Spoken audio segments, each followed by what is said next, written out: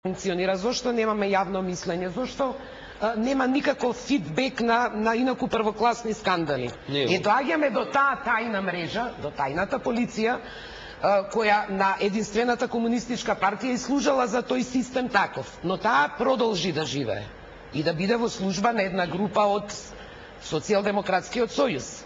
Ако ги анализирате овие 16 години, ќе видите дека е така. Таа мрежа создадена со своите инсталации во медиуми. Јас разговарав со многу луѓе за овие години, за овие месеци додека следев темата. Они велат има да се изненадите пријатно колку угледни личности од медиуми, бизнис, политичари ќе видите дека биле во таа мрежа. Сега што станува со тие стенограми? Значи го знаат животот на Филип во детали, сите интимности. Вие можете да оценувате покрај заканите. Да, што го изјави премиерот, поранешниот премиер на Република Македонија во интервју го изјавува тоа. Тие методи, таа тајна служба ги користи веќе и во СДС пресметките. Значи, таа продолжува жилово си се развива и повторно немаме реакција од јавноста. Значи, единствено е лустрацијата која ние сме пропуштиле да ја направиме. Може само да се надоврзам на дебата, имаше еден многу интересен парадокс. Дали беше на крајот на 2005 или на почеток на 2006 година, Комисијата за контрола на службите посака да работи нешто.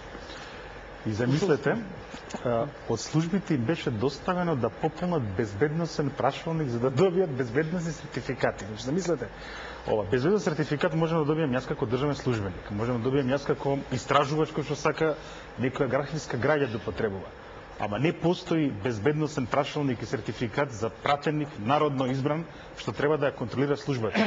Мислам, не знам дали го разбирате парадоксот. Мислам, јас треба да го сертифицирам тој што треба да ме контролира. Треба да му издадам уверение. Да, треба да му издадам уверение дека може да ме контролира. И сега што се случи? Мислам, што е интересно во Македонија? Значи, работата врзана со прислушкувањето, со големото уво, апсолутно не е завршена.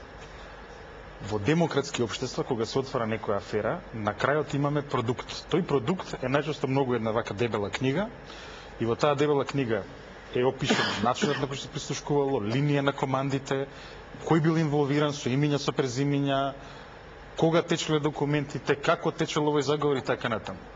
Дури и да се амнестирани дел од луѓето што биле вмешани во таа мрежа, значи, разрешницата постои и објективно е достапна. Доколку ве интересира аферата Вотергейт во Америка и таму имало анкетна комисија во Конгресот, на крајот ќе видите, тоа е огромна томови книги, каде што буквално се е опишано.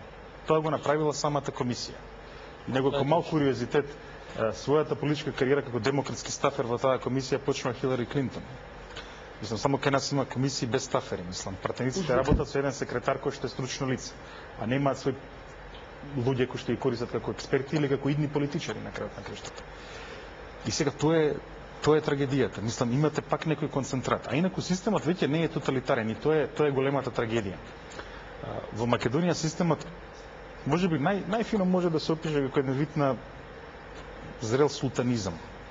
Кај нас многу често султанизмот се споредува со султан или со папи и слични.